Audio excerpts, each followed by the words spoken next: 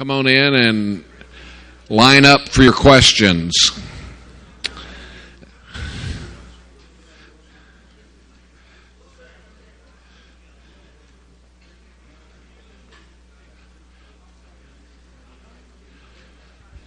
Okay, let's break it up here.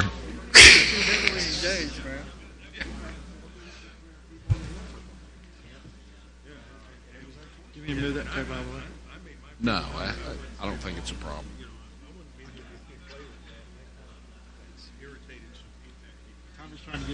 Trying to get y'all up here, yeah.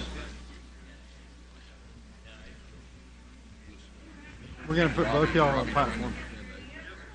Yeah. But we're working at it. The guy's got a useful one. Can you make that stuff? You're right. Okay. Cowboy boots and all. Cowboy boots and all. Okay. Find your seat or line up for questions at the mics. And ask your question and say who you want to answer it. If you want both of them to answer it, say both. That's spelled B-O-T-H. Okay, we'll start with Tom McCall. Go ahead. Yes, may I say to our Israeli friend, I think that's one of the most optimistic messages that I've heard in a long time. Yes.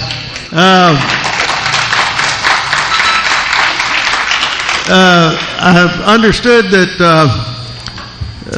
another area of Texas and Israeli cooperation has been in the field of petroleum and so forth. In the Leviathan field and in the fracking.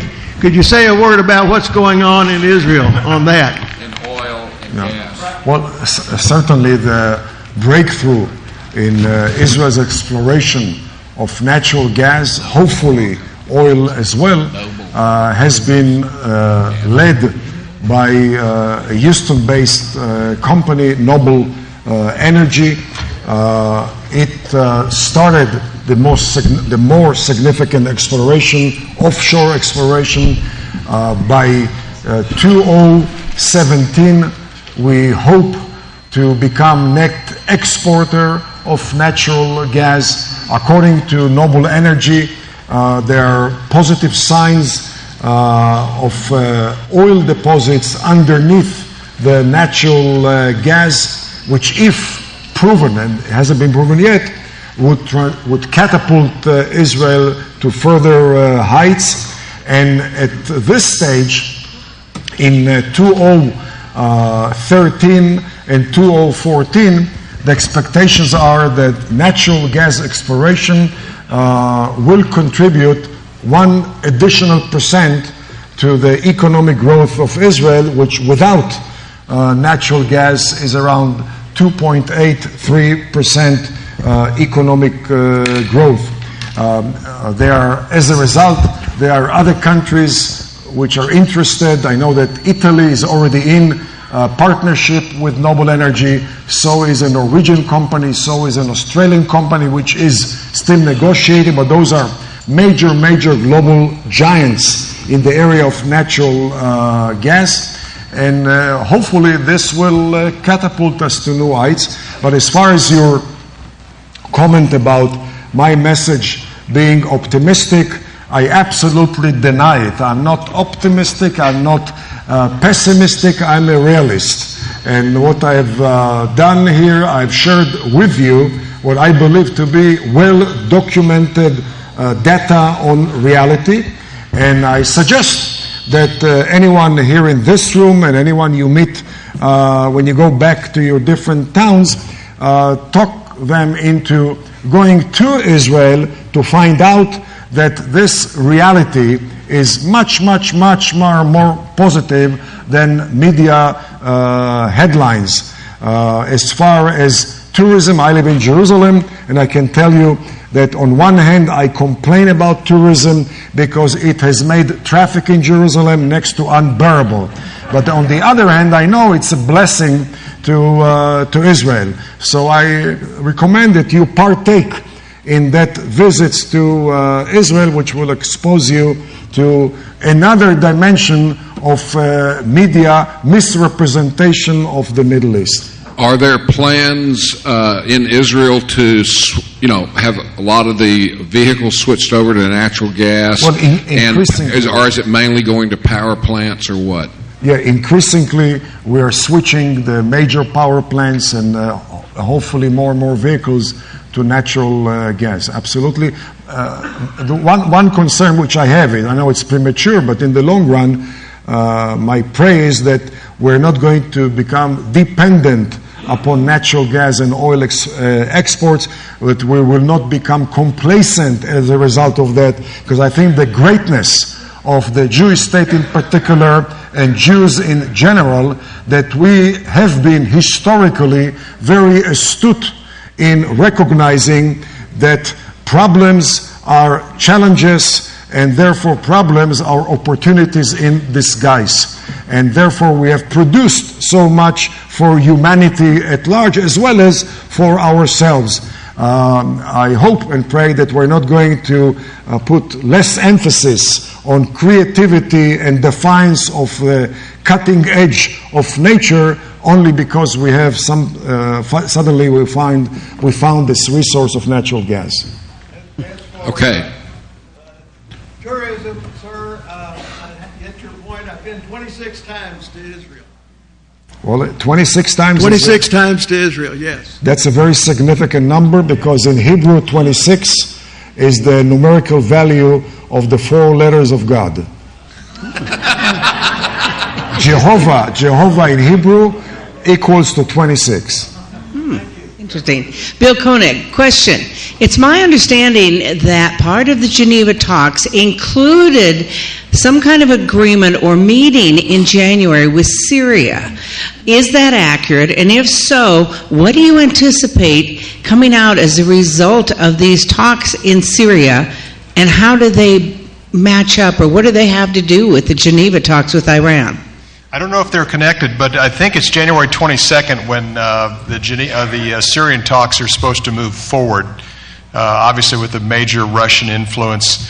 I was at a Herzliya conference, a different counterterrorism conference in September in Israel. And the situation in Syria is very, very serious. You have an Islamic war. You got the who's who of radical Islamists operating inside of Syria. You have some thuggery that's taking place even against each other. The rebel groups is so hard for us to comprehend. The violence and everything else. Assad obviously is backed heavily by Russia and Iran. Russia is specifically backing Assad primarily because they don't want to see that radical Islam spread from the rebel groups that could possibly get Islamic rebel groups that could possibly get control of Syria, and then see that move into the Islamic countries, in the former Soviet Union countries. So the guys that briefed it were from Washington and also European think tanks, and they said this is a new radical Islamic battlefield, similar to Afghanistan, similar to Pakistan, but they were extremely concerned because it's right next to Israel. And what I mentioned tonight is people in Washington and supporters of Israel are really furious at the fact that the Pentagon would leak information out, where it's obvious that Israel probably took out the convoys, but that they would actually leak that information to the public and turn the focus on on Israel because of what happened inside of Syria. You look at Isaiah 17:1. It talks about the day that Damascus will no longer exist as a city. That's never been fulfilled. The situation there is extremely serious, extremely critical. It's kind of status quo right now. No one's really gaining, no one's losing, it appears. But Assad will probably stay there for a long, long time, especially if he has the Russian support and the Chinese support. But it's a very serious playground, and obviously from Israel's standpoint, they got to keep those chemical weapons away from Hezbollah to get in those missiles and rockets that are on the northern border of Israel. So Obama's really stabbing Israel in the back instead of watching their back. Yeah. Next. I would like, if possible, just to add a few more comments on the Geneva Agreement. What that agreement has probably done was to transform Iran from a status of a limited tactical threat, which is controllable by the U.S., into a potentially strategic, uncontrollable, apocalyptic threat, which would not be controllable by the U.S. What that agreement has done is to defy common sense in the reality whereby the U.S. negotiates with Iran, while Iran is heavily behind the killing of Americans in Afghanistan, heavily involved in traumatizing, subversion, terrorizing Bahrain especially, but also Saudi Arabia and other Gulf states with an aim to undermine American interests. Iran, which at the same time collaborate with Venezuela in undermining American position in Latin America. Iran, which at the same time is the chief patron of anti-American Islamic terrorism, and Iran, which only recently has expanded its cooperation with North Korea to develop long-range missiles able to hit the U.S., but they are negotiating with the U.S. and are perceived to be potentially a peaceful partner. And certainly, when you examine the track record of U.S. dealing with the rogue regime of Iran, you cannot escape the conclusion that the U.S. administration is determined to learn from history by repeating rather than avoiding past mistakes, which were evident in the debacle of the negotiation with North Korea. And as many of you may know, this should not be a surprise, because the chief negotiator for President Clinton with North Korea, Wendy Sherman, is the same person who today leads the negotiation with Iran, and I assume that she was given another chance to prove that she is not such a devastating failure as she was dealing with North Korea. All right. That wasn't so optimistic, I don't think. This is mainly for Mr. Ettinger, but you can answer too. There's two parts. One question I have, during the tribulation, it doesn't appear that Israel has many friends. And right now, what friends does Israel have with governments? And another question, second question is, how is... I didn't get the first question. Okay. What countries are friendly with Israel right now, the governments around the world? There is one effective ally, and that's the U.S. The rest have to be taken with a big deal of grain of salt. Canada, by the way, Steve Harper, terrific guy, but again, Canada is limited in its involvement by choice. But as far as the superpowers, as far as the major powers involved in the Middle East, there's no doubt Europe are not dependable allies of Israel on a rainy day. U.S. maybe, but my advice to my friends in Jerusalem, as a person, and I think you could sense it, who deeply appreciate the U.S., but to be a worthy ally of the U.S., we should not depend on the U.S., but we should depend on ourselves. And if the U.S. comes along, great. But a dependable ally does not depend on somebody else to snatch us from jaws of defeat. You forgot Micronesia. Pardon me? You forgot Micronesia. They are the subtle allies. Yeah. They're a faithful ally. Subtle but appreciative. But the thing is with Israel, they have an amazing military, incredible sophistication. But they've had their arms tied, at least one arm tied behind their back for years. Every time when Israel, over the years, especially when they had the suicide bombings and the terrorism around the country, it never failed. The United States says, Israel, be careful. Don't hit them too hard. Don't hit the Palestinians too hard because it might affect your chances of making peace with the Palestinians. They said it over and over again. So I agree with Yoram. There will be an opportunity for Israel to take care of business on their own and do as they determine is necessary, and things will work out well. The United States, all they do, this whole peace process has empowered the terrorist organizations that are threats to Israel, that are now threats to Europe, that are now threats to the United States. This whole peace process has empowered the terrorist organizations like Hezbollah, Hamas, and all these other splinter radical groups throughout the Middle East. So at some point, Israel's going to say, hey, look, we can't rely on anybody but ourselves, and they'll take care of business. Let me ask, I guess both of y'all can answer this, but Yoram especially. If Israel were to attack Iran, what would they have to do, both against Hezbollah, Hamas, people inside Israel, and over in Iran to have a successful attack?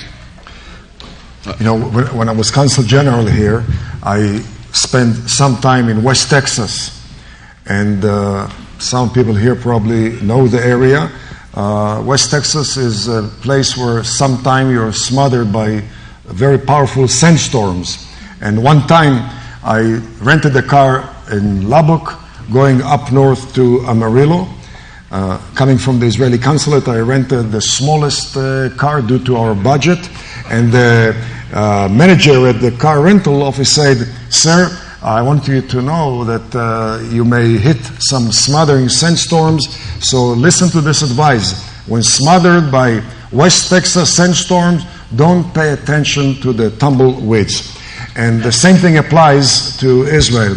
When we are talking about the Iranian smothering sandstorms, we should not be preoccupied with the tumbleweeds of Hezbollah and Hamas. And there is a reason for that. Why is there a reason for that?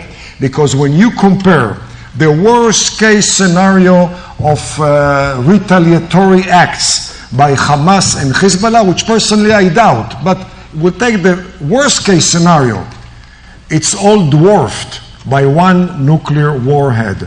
So why should we even waste any time to think about the cost of action when we know the deadly cost of inaction? And that, by the way, was the factor which motivated the late Prime Minister Begin to act against Iraq in defiance of some of the top intelligence people from the Mossad and from the IDF and other branches of our national security who opposed the bombing of the Iraqi nuclear reactor and who told him that the chance of success were anywhere between slim and none, that a rupture with the U.S. may develop which may never be healed, and an all-out Islamic war would be launched on Israel, and the globe will boycott Israel, and Israel would crumble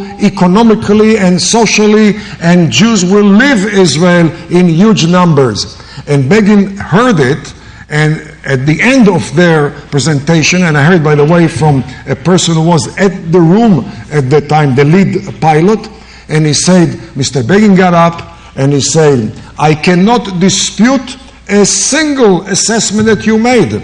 And I commend you," he said, "for very lucid presentation of very logical situation and assessment.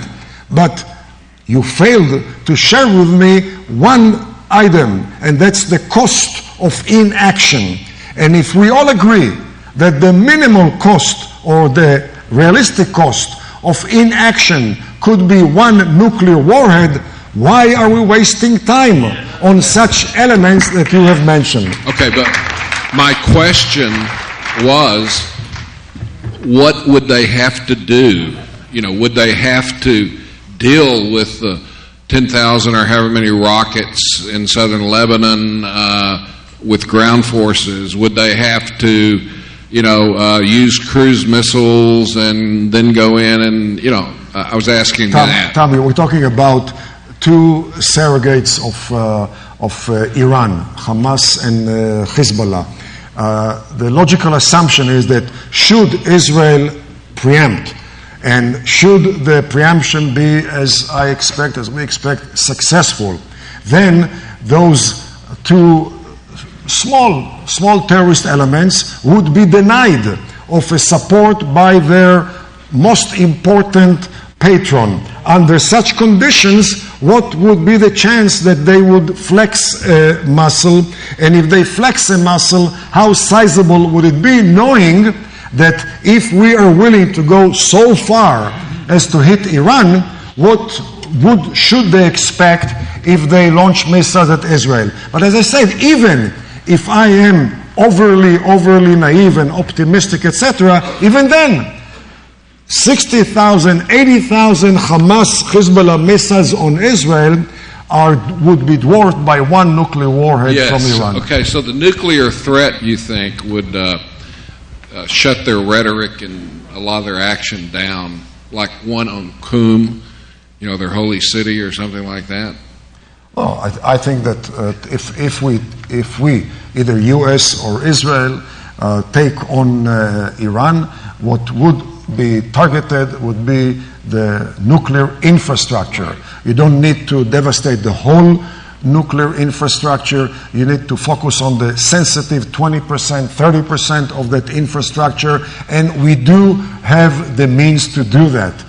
Some people tell me, don't brag so much, because don't we know, though people in Washington telling me, don't we know what you are allowed to receive from the U.S. as far as bunker busters, and don't we know that which you receive does not amount to the capability required to reach as deep as they have their installations? Well, the problem with such an assessment is that people don't realize. The minute we get the equipment from the U.S., a process of modification and upgrade starts. And unfortunately, we do have the experience, and we do have, therefore, the capabilities, and therefore, as I mentioned before, we later on share it with the manufacturer and show them how what they manufacture could be dramatically enhanced. And therefore, we do have the capabilities, and I hope and pray that we'll prove that we also have the backbone to realize those capabilities. Since Israel is one of the few countries that has a neutron bomb, do they have anything like a neutron bunker buster bomb? You don't know? Okay. Did you see it? Go ahead. Oh, yeah. Okay. Sure. Danny Burrows from Kilgore, Texas. Thank you so much for an educational presentation. This question is for you, Bill. What is the word about town concerning the discipline, removal, and or non-judicial punishment of our senior generals and flag officers? In my news report a couple weeks ago, I think there's over 200 high-profile military leaders. I saw 250. Yeah, I think it's at 250 right now. We're talking about generals, admirals. There's a purging going on in the military right now that's extraordinary. I mean, it's so significant. General Boykin, one of our favorites, has been talking a lot about that lately. He's written a couple articles about this. I mean, this is an unprecedented purging of our military by Obama and Hagel. So, in key places, manning of nuclear arms in other places. I won't go into all the details right now, but if you went into Google and put the purging of U.S. generals from the military, it's a long list of people that have been in very key positions. One example, I think Bush had 2 commanders in Afghanistan during his 7 years of dealing with it, and Obama's had a different one every single year. We're seeing generals with distinguished careers leaving the military or being squeezed out of the military. This is very problematic. This is obviously General Boykin and other experienced military leaders that are conservative, and they're very concerned about this.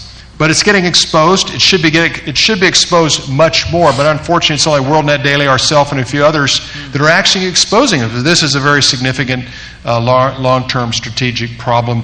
Another example of the type of leadership we have in Washington. Yeah, and article I read said that this was an assessment by a general, a retired general, that right. The issue is, will you carry out Obama's orders basically no matter what? Or would you hesitate, for ethical reasons? It seems to be the criteria. Yeah, I think there's definitely something there. And I didn't appreciate either the pressure the commander-in-chief put on the military to get rid of don't ask, don't tell. I really didn't appreciate that. And I know a lot of other Christians, a lot of other friends of ours in the Jewish community didn't appreciate that either. But and also we've had a lot of chaplains that have left the military because of the pressure from Obama administration and people he has in key positions at the Pentagon.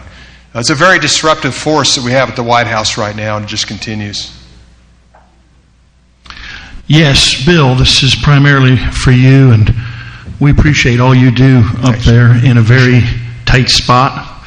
And Mr. Ettinger, thank you so much for being a part of this event with us. We've really enjoyed having you with us, have we not? He's been very enlightening, and you may want, hey man,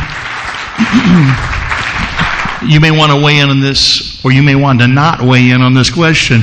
And I'm Joe Vancouvering from God's News. We know one another.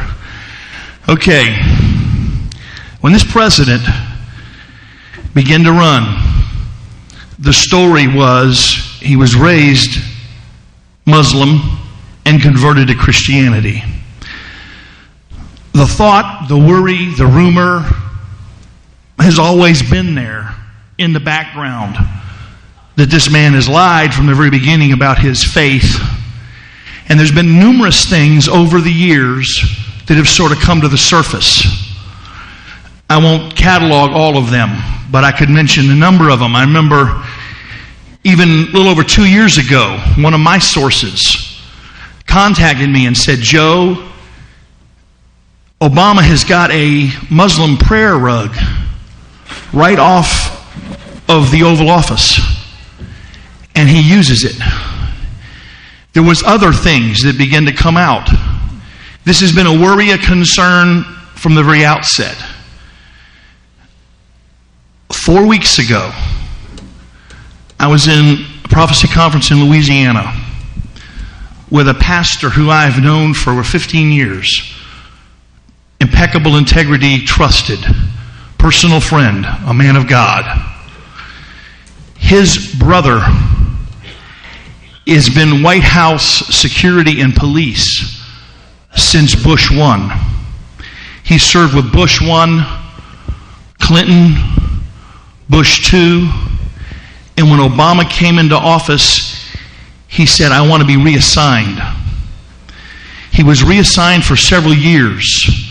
They finally paid him much more and talked him into coming back. They wanted him back so bad. He literally is in the White House constantly. Obviously, I'm not going to go there, and I'll never be in the Oval Office, but you have more access there than the rest of us in this room. Now, here's what he told me. This pastor was sent a picture from his brother's cell phone. Earlier this year, Obama had some meeting, some gathering with some Islamic envoy, 2 or 3 or 4, I don't know the number. And I'm just saying, he wouldn't show me the picture because his word was out to his brother. But this is a man of impeccable integrity that I've known for 15 years. He said, Joe, trust me, I've got the picture. And it shows Obama and 4 or 5 other Muslims in the Oval Office on their Islamic prayer rugs praying at some holy day or some holy moment in Islam. The question, I guess, is, you always give us information, maybe I'm giving you some, I don't know. The thing is how would you have to get asked this question a lot. This isn't the first time I'm sure you've heard it. Any thoughts, anything you can say? Obviously, we don't want you fired or out of there or anything like that, or, people taking your life, but I believe this man. And I believe that's the last thing. I mean, I heard reports before, but I never had concrete evidence from someone that wasn't just hearsay. And I don't take this as hearsay. I believe it. Comments or thoughts or add to it or help us? Well, Joe, obviously I have to be sensitive to what I say publicly and on tape. There's plenty of news out there. I know WorldNet Daily, Joseph Farah, I appreciate his guts and some of the reporting that they have had on this subject for quite a while. Steve Emerson and John Rossmondo. Steve Emerson was the first, matter of fact, he's Jewish, and he went into a mosque many years ago and heard this incredible, radical Islamic talk in a mosque here in America.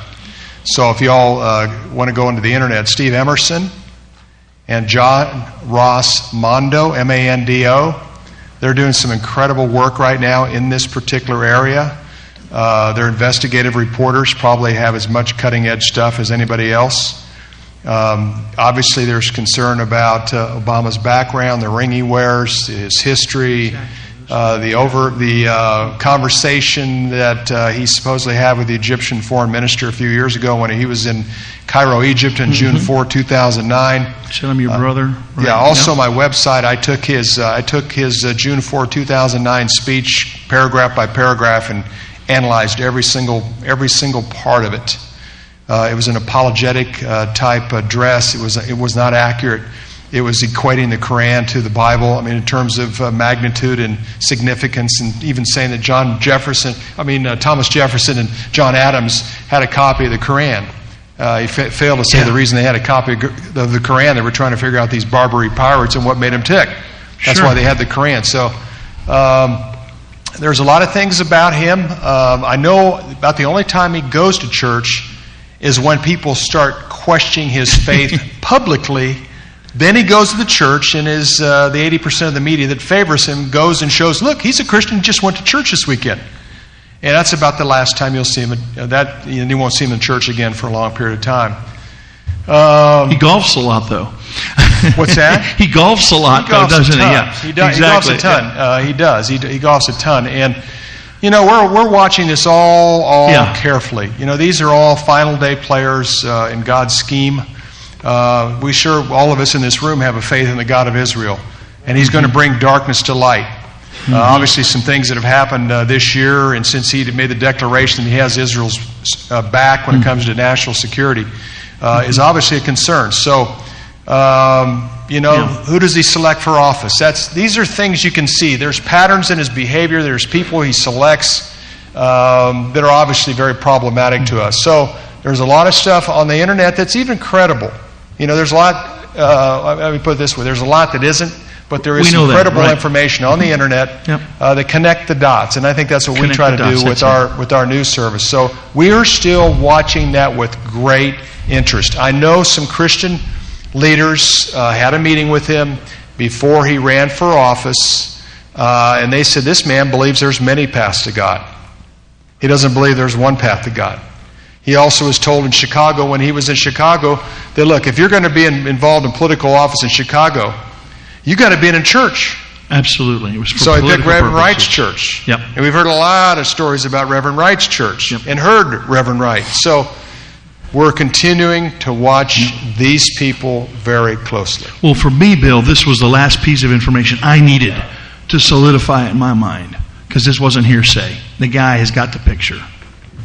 Bless you, and thank you for all you do. Thank you, Joe. Appreciate it. Cindy Fields from Montgomery, Texas. This is for Bill. As a mother of a Marine, I'm asking. Number one question is there anybody in Congress or in the administration with the backbone to stand up to anyone there about Israel? And number two question is, are we going to get any answer on Benghazi? Or is all this that we're doing just a dog and pony show? That we're not going to get any answers, and we're not, our boys, our men and women over there are not getting the backup and the support that they need. Well, this is we're in a very disruptive period in our country. It's one problem after another. Benghazi was a big thing. Then it was the eavesdropping on my friend James Rosen with Fox News and some other media people in Washington. Then it was on the IRS focus on the Tea Party and conservative Christian groups. And then, the Obamacare was thrown in there. It's just one thing after another. It's hard to believe that we're only 10, almost 11 months into his final term. It feels like we're at the end of 4 years. And then to see what's happened here recently with the situation with the P5+1 negotiations there with Iran and Geneva. Some days you really feel like things are getting out of control.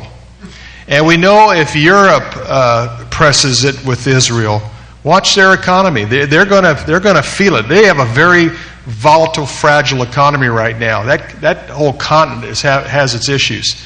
The only reason our economy hasn't done anything significantly because the Federal Reserve has thrown $4 trillion at this. With this $80 to $90 billion a month quantitative easing, this whole stock market, only a small percentage of people have benefited from it, and it's a false sense of security. And we have, $4 trillion more in Federal Reserve. We're at $17.3 billion now in debt.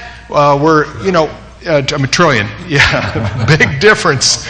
We've got a lot of issues facing our country, and unfortunately, this is a wag the dog thing. Let's get the focus off Obamacare disaster, and let's go get involved with peace talks with Iran, like the Saudi prince said. I mean, this is a scary situation with a scary guy right now that's doing everything he can to get the focus off all his improprieties and mistakes.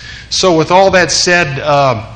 I don't know what's going to surface. We don't have any real, truly strong statesmen on Capitol Hill. I like Senator Cruz a lot. The guy is right on, spot on, and courageous.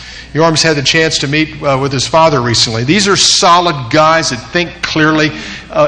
Cruz is so brilliant. I mean, you compare what Cruz has done with his life and what Obama's done, there's no competition. And, there's Isa and... Cantor occasionally, but we really need some strong leadership.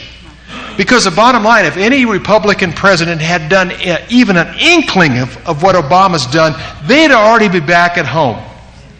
And this guy he's got the Senate majority, and he's got about 80% of the media on his side. So we haven't been able to really oust him at this point, based on so many things going on. Okay. Thank you. Thank you. For Mr. Ettinger, we've been told that the Israeli government is pretty secular. Do you have a concept of the approximate percentage of people in the government there, in the decision-making area, who are believing Jews rather than secular Jews? When it comes to defining Jews as secular or religious, when it comes to Jews in Israel, one has to apply different standards of measurements than applicable to Western societies. And I'll give you an example. The mayor of Tel Aviv, who was just re-elected, I believe, for his third or fourth term, happened to know him personally, very left, I would even say emotionally flaming left, flaming secular, flaming anti-religion, but during the last 10 years or so, he has been the sponsor of special nights on the eve of holiday of Pentecost for studying the Torah and the nature of the holiday of Pentecost. As far as he is concerned, Ron Huldai, that's his name, as far as he is concerned, that's no religion. This is Jewish culture. We have in Tel Aviv in the last 2 or 3 years, again, sponsored by him, more and more secular homes invite secular people to study how to welcome the Sabbath. And those sessions are conducted by young rabbis, hired, paid by the municipality, to teach more and more secular Jews about the Sabbath from what they call the cultural point of view. It's religious, but as far as he is concerned, it's culture. When it comes to Yom Kippur in Israel, it's not a fast day for religious people alone. The vast, vast, vast majority of secular Jews fast on Yom Kippur. And those who do not fast do not do it publicly. They would eat at their home. Certainly nobody dares even to think about driving or opening a shop or restaurant or coffee shop or entertainment place, etc. Comes the eve of Passover. The vast majority of the country, secular and religious alike, are around the table retelling the story of the Exodus. And while certainly most people don't build the sukkah, the tabernacles during the holiday of tabernacles, but most people do pay a visit during one of the days of the holiday to their friends who do have it in order to experience an evening within this sukkah. Why? Because this is again the telling of the story of the wandering in the desert during the Exodus. The same thing applies to every more secular holiday like the one which we're just concluding tomorrow, Hanukkah. Hanukkah is not a religious holiday in the mind of the vast majority of secular Jews. As far as secular Jews are concerned, it's our culture. And therefore, while most people in Israel, like myself, are secular, but like myself, there are many secular who study the holidays, who study the portion of the week of the Torah which we read every single week. We do it as secular Jews, which under American standards or European would classify it as at least religious light, if not even more than religious light. By the way, this goes back to my reference to Jewish demography, because the question should be asked, how come Jewish demography is surging while Western demographies are receding or stagnant? It has to do with the natural compatibility between fertility on one hand and attachment to roots on the other hand. The more you are attached to your roots, the more you want to produce more babies who will cultivate those roots. Most secular people are very much attached to our roots. Hawks or doves or liberal, conservative. Attachment to roots is second nature in Israel. There is compatibility between fertility rate and communal responsibility. Most people do display in Israel communal responsibility. Just to share with you an anecdote, I show my demographic data on a daily basis to movers and shakers in Israel at a PowerPoint, which I share with people. And I did that presentation to one of the leading TV folks in Israel. Some of you may watch it, maybe Channel 2, Udi Segal. Udi Segal is a great guy, but what can I do? What can I say? He is a typical cosmopolitan, liberal, peacenik, secular, probably does not like very much religious people. And I showed him my PowerPoint presentation, and when we came to the frame, which shows the 62% surge in the annual number of Jewish babies from 1995 to 2012, he said, Yoram, this is me. I said, what do you mean this is you? He said, well, I didn't tell you, but my wife and I are contemplating a fourth child. So I asked him, why do you want a fourth child? He was thinking, and then without a smirk on the face, very serious face, said, you know, Yoram, maybe this is our Zionist statement. Now, the Udi Segal of New York Times, Washington Post, MSNBC, the Daily Telegraph in London, the Le Figaro in Le Monde in France, would never think about producing a baby for the well-being of the French people, the British people, the American people. But the very, very left, liberal, peacenik, cosmopolitan reporter in Israel, for him, it's obvious. Let's produce one for Zionism. That's the difference between, again, Jews and other Western societies, and maybe it's also a secret for our success of the last 4,000 years of Jewish history. That's better than here. Udi. Yeah, I know. Oh, you know him? Yeah, Bill, can I ask you one quick question? We've heard about Kerry and Kegel and all these other folks who are so anti-Semitic. I understand that people hear what they want to hear, and they disregard the rest. But Are these people completely ignorant of the things that we've been taught here? Or are they just, they ignore it? Have they been exposed to it? As far as the biblical? Well, as far as the legality of Israel, as far as the history of Israel being entitled to a huge amount of land that they've been robbed of. Yeah, that's a great question. What has happened? The whole peace process. Well, we can even look back to the reneging of Balfour and League of Nations, United Nations, and all those things over time. Is the oil lobby. The people that produce oil in the Middle East have told the Western community, the United States and the Europeans, they want this land back. They want this land.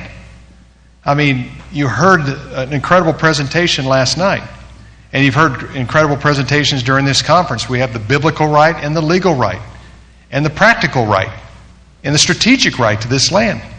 No one cares, or very, very few people care but us. The international community looks at Israel as a wonderful, productive country, but at the same time, I mean, these are maybe expendable. I mean, it makes no sense. I mean, there is an example in a country in the Middle East that you truly have peace within an Arab country.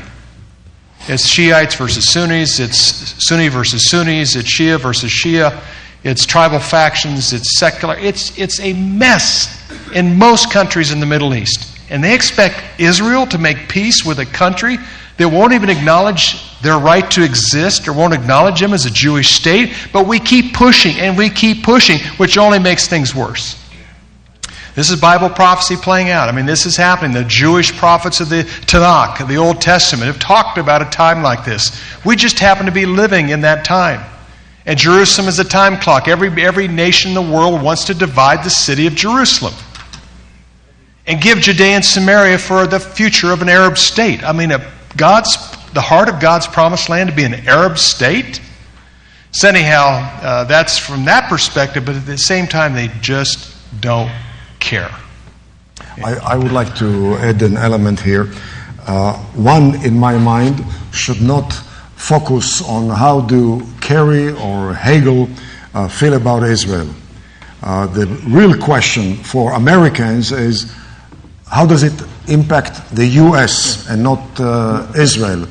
And when you examine not only John Kerry and Chuck Hagel, but the so-called foreign policy establishment in this country, which is basically a derivative of the so-called coastal elites, East Coast especially, but also West Coast so-called elites, you'll find out, first of all, when it comes to U.S.-Israel relations, that the unbelievable enhancement of strategic cooperation between 48 and today has taken place either independent of those elites or in defiance of those elites, never because of those elites. That's number one. Number two, you examine the track record of the foreign policy establishment of this country before 48 and since 48. The establishment did not want a Jewish state.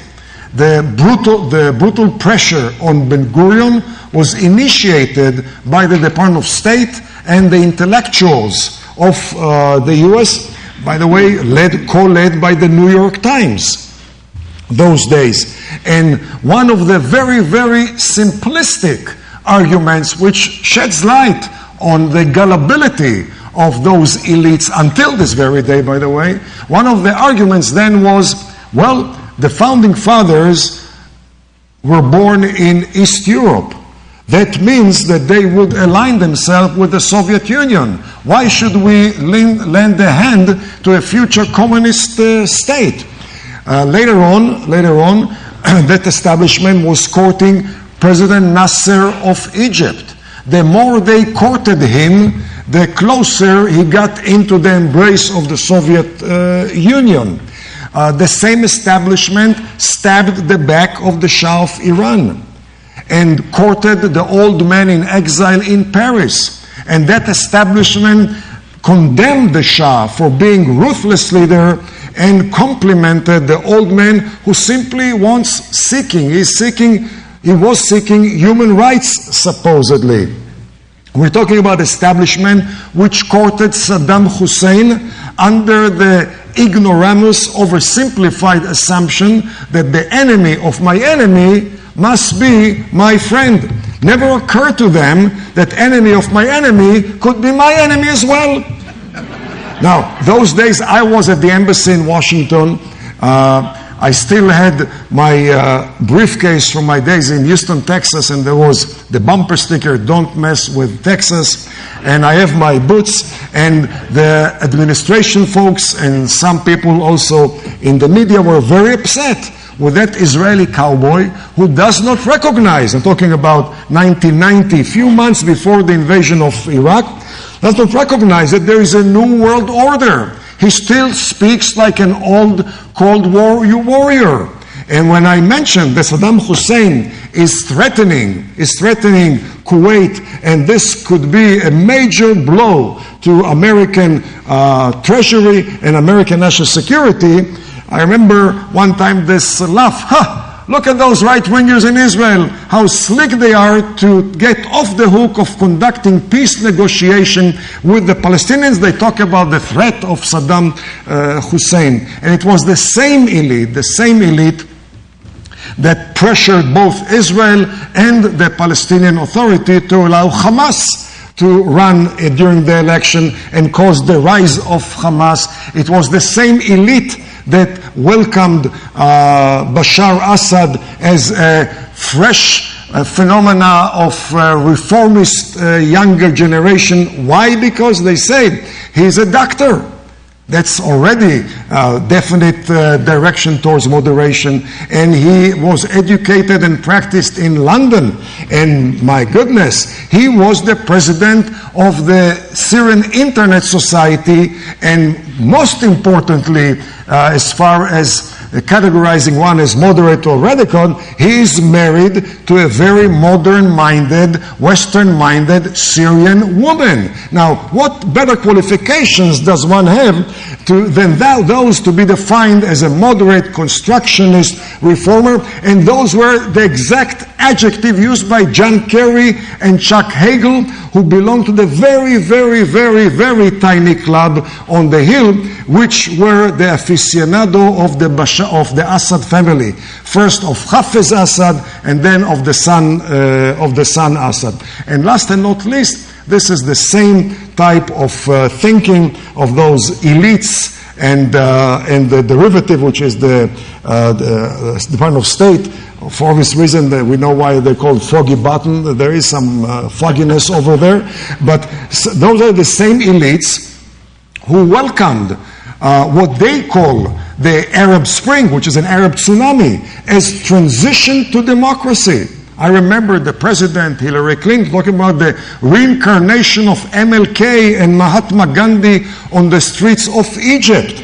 And they have ignored completely the reality of the Middle East. And in the process, they facilitated the rise of the anti-American Muslim Brotherhood. They facilitated the demise of very, very bad Gaddafi, just to bring a much worse regime today in Libya. They accorded Putin an unexpected benefit, bonus in Syria, which Putin never expected, and they also managed to instill panic in the mind of their allies in the Persian Gulf. So why should anybody be surprised that the same people have also concocted the Geneva Agreement with Iran? It's natural.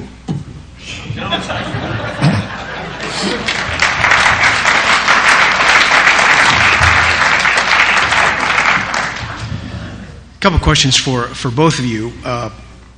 Israel's weapons system, we hear a lot about EMPs. Israel's got that technology also. Would that, in your estimation, be something that they might employ in a Iran attack? The second thing is on the economy. I'm sorry. Could you repeat, but in Sure. a louder voice? Okay, the EMP weapons system, Israel's got that. Would that be a possible scenario that they might use? And the second question is the economy. We've heard for years that our economy is going to collapse. Can this economy go another 5, 10, 20 years, and how would that affect the churches, and also how would that affect Israel? On the EMP America, it's a panel of some former generals, also CIA Director James Woolsey and some others that are doing. I went to the first briefing that they had on the at the UN, not at the UN, but on the fringe of the UN 2 years ago, and they were attempting to get Congress to appropriate $5 billion to reinforce our power grids. I think America has 5 total, 4 across the country, and then 1 in Texas. Texas has its own power grid. So these were some high-level generals, CIA folks. They were doing everything they could to, number one, discuss the importance of EMP.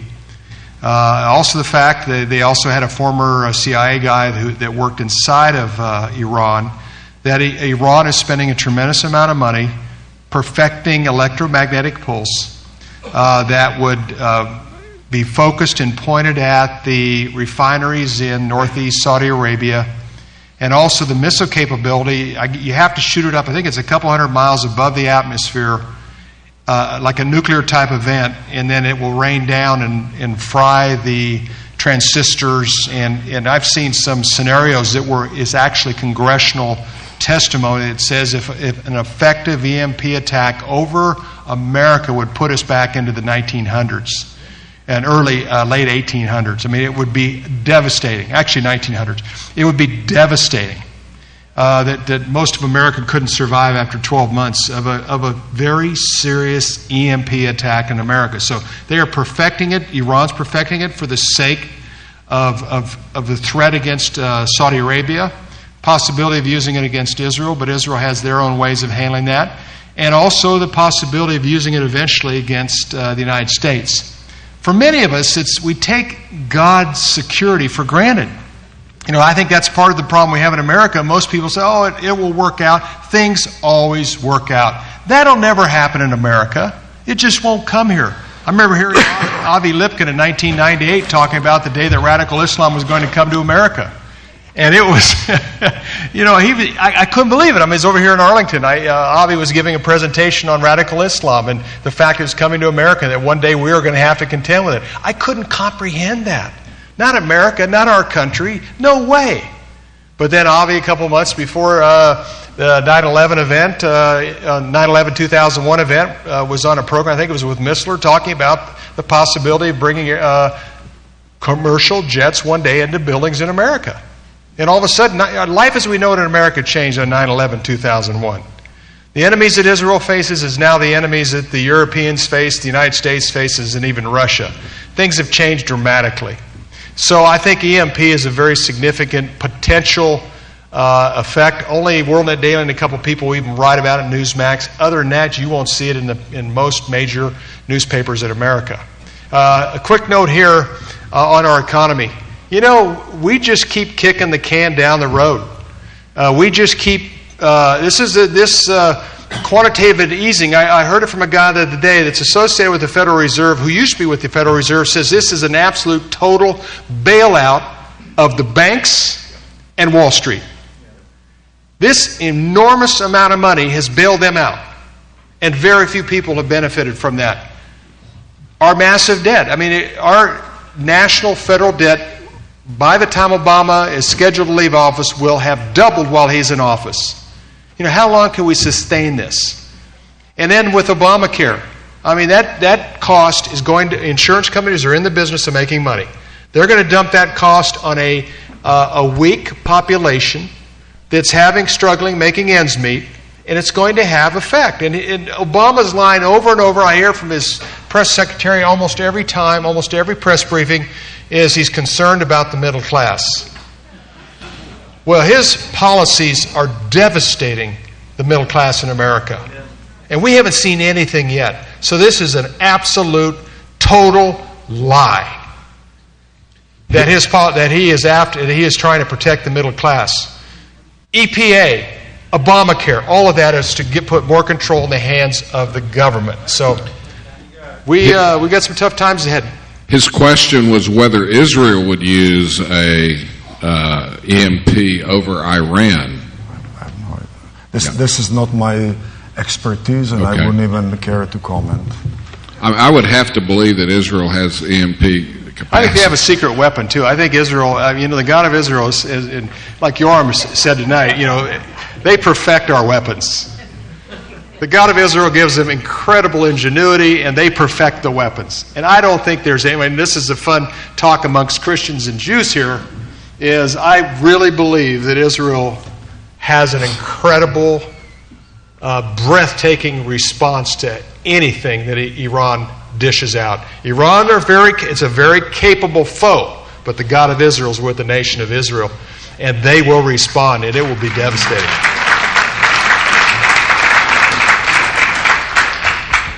Listen, I want to thank you guys. This has been wonderful, and this is really kind of more of a comment maybe than a question. I hear so often from the media, Obama is inexperienced and he just doesn't get it. He's naive. And honestly, I find solace in that. Maybe he is inexperienced. I guess my comment is, maybe he isn't. Maybe he has an agenda. Maybe he knows exactly what he's doing. Carolyn Glick says his foreign policy is to weaken Israel. Well, what's his policy here? To weaken America? I can't believe that. I just don't even believe we're going to be able to recognize this country after his term is over. And one more thing. We're hearing so much about Obamacare. We're hearing so much about Benghazi. And I almost feel like these are smoke screens. What's really going down? What are the things that are coming down that we don't have a clue that will take us totally by surprise? Well, I will have only one comment. I don't think there is a reason for you to be concerned about America, because as an Israeli say, we have your back, right?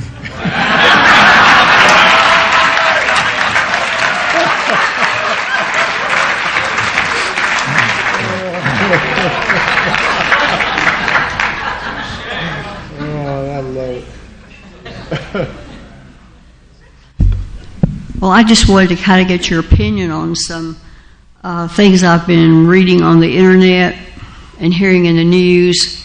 Does Obama deserve a third term? And when I first started hearing that, I thought, well, now, wait a minute. Our Constitution says that a president can only serve 2 terms. But then what about him invoking martial law in order to stay in office? This is a concern, I think, that the American people have, and if you have a comment on it, I'd like to hear it. Well, it was interesting. We were hearing some of the same stuff when Bill Clinton was in office about him wanting to serve a third term. The thing is, Obama's executive orders have much, much, much more teeth than anything Clinton or Reagan or Bush operated under. And we wrote about it last year. The executive orders that he put in place, he basically could call for martial law without a national emergency. So, we're watching this very, very closely. We have to be careful not to have overactive imagination. And I see that quite a bit on the internet. I think the best thing to do is what we're doing is going with the facts. Okay, this is his executive order. This is what he said. This is what it means. And here's our conclusion. So, the best thing to use is, like Paul was using today, use the words of Obama, use the words of his staff, use the words of his Secretary of State, Secretary of Defense, connect the dots and come up with a conclusion based on facts. And I think that's important. Yeah, if you see a disruption in the Persian oil, that could be devastating. Just think of when oil hit $140 in July of 2008, it devastated our economy. And it led to a major market meltdown. It led to 2 of our automobile companies filing for bankruptcy. It devastated banks. it had record home foreclosures, and that was only $140 oil for a little bit of a while. If you see a major disruption in the oil coming out of the Persian Gulf, which is 20 to 30% of the daily use of oil, that can have a devastating impact on already vulnerable economies. So, with all that said, I think a lot of us are very suspect of this leadership in Washington, and alluding to the lady's comments back there, we have part of it looks diabolic, part of it looks naive, part of it is the bad decisions, and Washington has taken legislation and the word unintended consequences to a whole different level. They pass something, then read it. Like the Obamacare, let's go ahead and pass it, and then we need to read it to see what's in it. And then they go and try to fix it, and then they make it worse because they can't see past their nose. And 90% of the problems America is facing today started in Washington, D.C.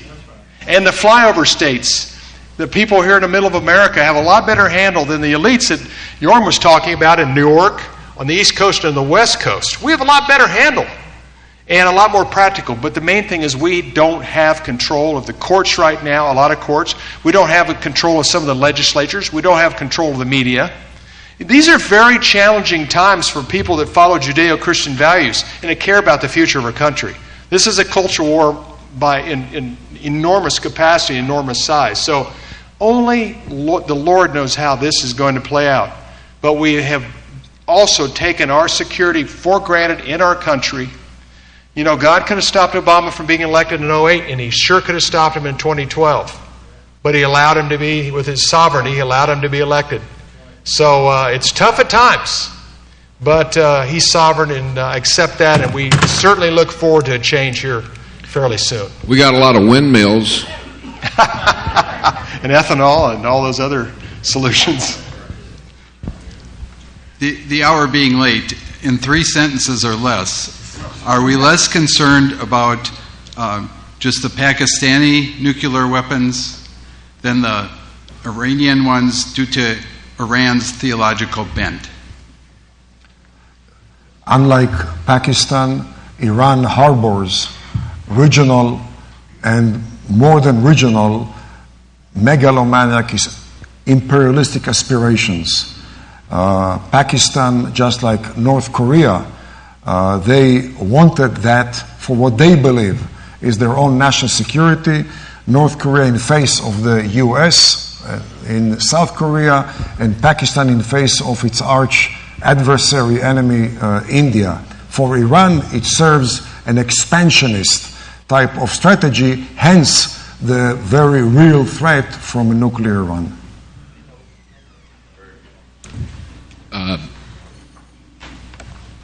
I have heard that the real issue going on in the Islamic world, as you've alluded to, is a fight over Sunni versus Shia and who gets to reestablish the caliphate.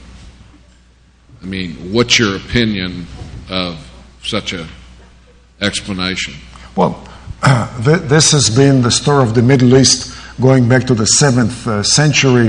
There has been nothing new in that regard. The Middle East has been a role model of fragmentation among Arabs, among Muslims, along religious lines, intra-Muslim religious lines, intra-Muslim ethnic, intra-Muslim geographic, intra-Muslim ideological lines, and also a role model of very violent intolerance between one another. It seems to me that after 1400 years of such practice, it's time for Western policymakers, Western public opinion molders to reach the conclusion that if that is the way they treat one another, what can the so-called infidel Christian, infidel Jew, infidel Hindu, infidel Buddhist, etc., what can we, the infidel, expect from them once they have the upper hand? And therefore,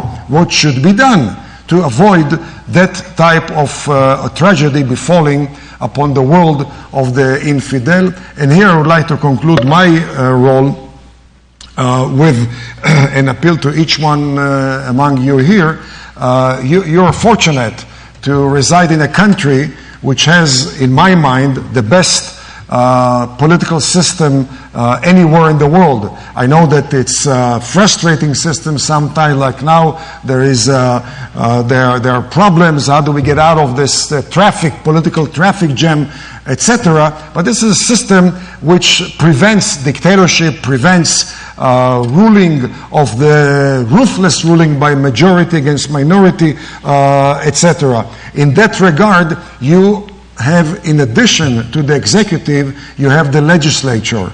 And the legislature does heed the constituents. I know from my experience, since 1989, I've been in touch with the U.S. Congress. The notion of we shall remember in November reverberates in every corridor on Capitol Hill. And every office dreads that battle cry, we shall remember in November, whether they are House members or senators. Because all of them are running every 2 years. Even though senators are not running, they want to remain in the majority, so they're also running. What I'm saying is that you have power, and that power needs to be exercised through your legislators. And your legislators are co-equal, they are co-determining in this country. There's a reason why the Constitution has the legislature as the first article and the executive as the second one. It wasn't a matter of flip of a coin. There is a rationale, there is a common sense behind that order of priorities. And I hope that which you have listened to in this highly instructive, educated conference, you'll share also at least some of it with your representatives in the House and in the Senate in Washington. And anyone here who thinks, who are we to have an impact? So I would like to quote an old friend of mine, the late, some of you may even maybe you knew him, the late Mac Wallace. He was the railroad commissioner of Texas, from Athens, Texas, and not far from Kilgore. And Mac Wallace, in addition of being a super human being, was also the master of Texas colloquialism. And I remember one time when I spoke with him and I say, Mac, I don't think that I can do it. I have to admit, I don't have the power to carry on this specific mission. And Mac said, Yoram, sometimes even a blade of a grass can deflect a cannonball. Everybody here is more powerful than a blade of a grass, so you certainly can deflect a cannonball. Thank you.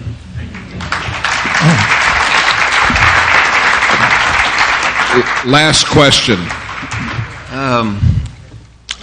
I really appreciate the discussion tonight. Thank both of you very much for that. It's been very helpful and enlightening. I just wanted to maybe ask you a question on a more hopeful note and maybe raise the conversation above the roof up here and go up a little bit. I know you believe this, but I'm going to ask you anyway. The Lord of hosts has sworn, saying, surely just as I have intended it, so it has happened, and just as I have planned it, so it will stand. And I heard, Bill, I think I heard you say that only God knows what's going to happen. I appreciate you putting that in, but Jesus said that, behold, I've told you in advance, so we know too. And in the same passage, Matthew 24, he said, do not be frightened when all these things happen. Would you agree with that? And would you give us a parting word on that basis? Yes. Obviously, the Lord has given us a roadmap. There's no doubt about it. But what's been interesting, Phil, is we're getting a new revelation in some of these scriptures. When you read a scripture about these times, about the days that we're living in, we don't know the specific detail. We do know the end result. We do know what Bible prophecy says. We do know the nations that we ought to watch in the final days. I mean, our Jewish prophets in the Tanakh talk about the alignment of nations, the battles that Israel will face. But what I mean by only God knows is there's so many things in play right now. And they can go in so many different directions. I mean, with the EU, with the Russia, Iran, one world political order, one world religious order, with the major church organizations, World Council churches coming against Israel, the Vatican with its history with Israel. We don't know how those dots are going to play out. We don't know the timing, and we don't know the specifics. I think we have a good general understanding, and we also know as believers that Yeshua is, according to the Scriptures, is to come back to Jerusalem for 1,000-year millennial reign. That's in our Bible. That's what the Bible says. So that's when I say only God knows, Phil, I'm talking about the specifics and the intricacies and how one thing will play off another as we march toward those final battles and then Yeshua's return. All I know is if something bad happens to me, I get to go to heaven. Let's pray. Father, we do thank you for giving us your revelation and giving us the roadmap, and we thank you that we can analyze what's going on and see where we are and things like that. And we pray that we thank you for these speakers that we had tonight to help us in these areas. And we pray that you'd give us a good night's sleep as we complete the last part of our conference in the morning. In Christ's name we pray. Amen.